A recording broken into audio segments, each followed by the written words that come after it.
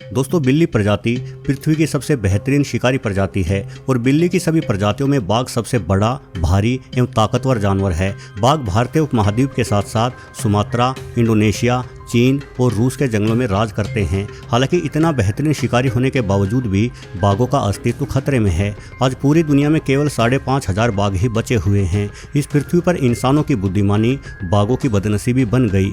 आज बाघ इसलिए लुप्त होने की कगार पर नहीं पहुंचे क्योंकि वो शिकार नहीं कर पा रहे, बल्कि बाघों को विलुप्ति की दहलीज पर इंसानों ने पहुंचाया है। पर क्या होता यदि पृथ्वी पर कभी इंसानी आगमन हुआ ही नहीं होता, या बाघ इंसानों से करोड़ों वर्षों पहले ही पृथ्वी पर अपना जीवन शुरू कर चुके होते, जैसे कि जुरासिक काल में। जुरासिक काल में इस धरती पर किसी भी प्रकार की इंसानी दखलंदाजी नहीं थी, तो क्या उस काल में ये सबसे बड़ी बिल्ली प्रजाति अपनी ताकत और तेजी से पूरी पृथ्वी पर राज करने में कामयाब होती? चलिए आज के वीडियो को इसी कल्पना के साथ आगे बढ़ाते हैं कि क्या होता यदि बाघों का अस्तित्व जुरासिक काल में होता।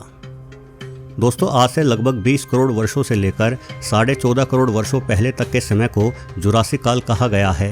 ये वो समय था जब पृथ्वी पर बहुत ही तेजी से बदलाव हो रहे थे। पृथ्वी की भौगोलिक स्थिति और जलवायु दिनों दिन बदलती जा रही थी, क्योंकि उस समय पूरी पृथ्वी पर मौजूद एकमात्र एवं विशाल महाद्वीप पेंजिया टूट रहा था, जिस कारण नए महासागर और नए पहाड़ बन रहे थे। पेंजिया महाद्वीप का उत्तरी इलाका, जिसे लोरसिया कहा गया है, पेंजिया से अलग होकर 2 भागों में बट गया। इन भागों को उत्तरी अमेरिका और यूरेशिया कहा गया। वहीं पेंजिया का दक्षिणी भाग, जिसे गोंडवाना कहते हैं, भी टूट गया। इसके पूर्वी हिस्सों से अंटार्कटिका, मेडागास्कर, भारत और ऑस्ट्रेलिया बने, जबकि पश्चिमी हिस्से से अफ्रीका और दक्षिणी अमेरिका बने। पृथ्वी की जमीन पर हुए इतने बड़े बदलावों से न सिर्फ पृथ्वी की भौगोलिक परिस्थितियां बदली, बल्कि पृथ्वी की जलवायु में भी भारी परिवर्तन आया। जिस भूमि पर कभी सूखा रेगिस्तान हुआ करता था, वो भूमि भी हरियाली से भरने लगी। एक बाघ को जिंदा रहने के लिए घने जंगलों की आवश्यकता होती है। जुरासिक काल में पृथ्वी का तापमान आज के समय के मुकाबले 5 से 10 डिग्री सेल्सियस तक अधिक हुआ करता था, जिस वजह से पृथ्वी के ध्रुवों पर कोई बर्फ नहीं थी, बल्कि ध्रुवों के समीप बेहद घने वर्षावन हुआ करते थे। यानी इतना तो तय है कि ये काल बाघ को छुपकर और घात लगाकर शिकार करने का बेहतरीन माहौल देता है। परंतु समस्या ये थी कि बाघ छुपकर एवं घात लगाकर आखिर शिकार किस जानवर का करेगा।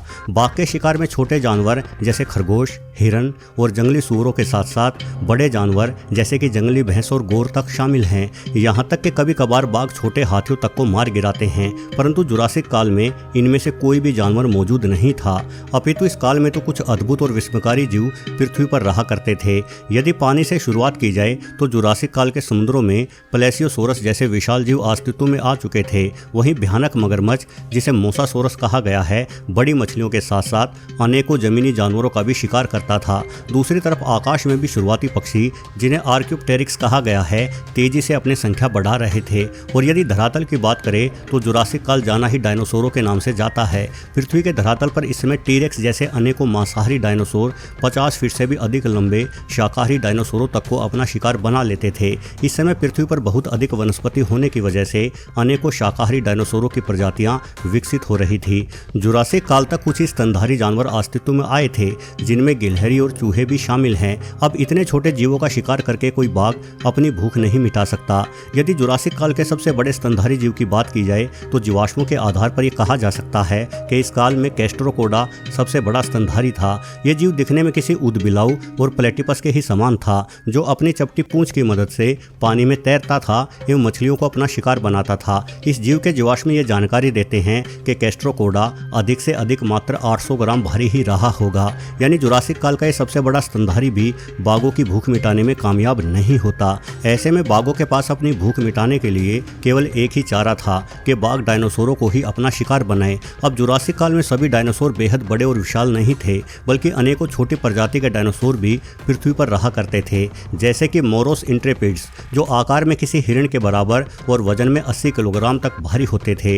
यानी मोरो इंट्रेपिड्स बाघों की भूख मिटाने का एक बेहतरीन जरिया थे। परंतु ये डायनासोर कोई शाकाहारी जीव नहीं था, बल्कि मोरस इंट्रीपिड्स खुद भी खतरनाक मांसभक्षी थे। कुछ ऐसे सबूत भी मिले हैं जिनसे पता चलता है कि मोरस इंट्रीपिड्स भेड़ियों की भांति झुंड बनाकर शिकार करते थे, यानी यदि बाघ इनका शिकार करने जाता तो ये डायनासोर बाघ को कड़ी चुनौती पेश करते।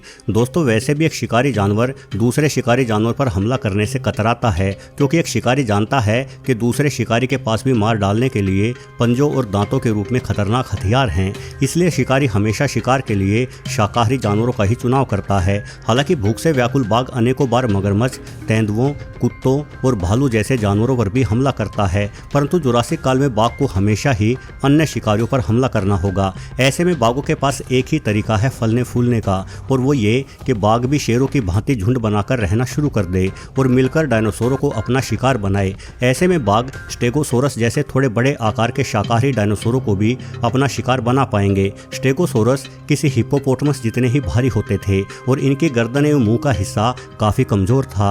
हालांकि अपनी छड़ीदार पूंछ से स्टेगोसोरस बेहद भयानक हमला करते थे, परंतु यदि बाघ मिलकर स्टेगोसोरस को गिराने में कामयाब हो जाते हैं तो आसानी से इसकी गर्दन दबोचते हुए इस डायनासोर का खात्मा किया जा सकता है। यानी यदि बाघ अपना एकाकी जीवन छोड़कर झुंड में रहे और अपने शिकार करने का तरीका बदल दे तो बाघ जुरासिक काल में अपना जीवन जी सकते हैं। परंतु फिर भी बड़े आकार के मांसाहारी डायनासोर जैसे कि टीरेक्स आदि से बाघों को हमेशा ही खतरा रहेगा। 40 फीट लंबाई रखने वाले टीरेक्स 7 से 8 टन तक भारी हो जाते थे। जरा कल्पना कीजिए एक टीरेक्स के खौफ का, जिसमें ताकत हाथियों से 2 गुनी और फुर्ती चीतों जैसी हो। जाहिर है एक अकेला टीरेक्स ही चंद मिनटों में बाघों के पूरे झुंड को समाप्त कर डालेगा। जुरासिक काल में बाघों के लिए एक और समस्या है। आज जिन हिरणों जैसे जीवों को बाघ अपने शिकार में सम्मिलित करता है, उन जीवों के पास रंगों को देखने की क्षमता कम होती है, जिस कारण बाघ घास में छुपता हुआ अपने शिकार के बेहद करीब आ जाता है।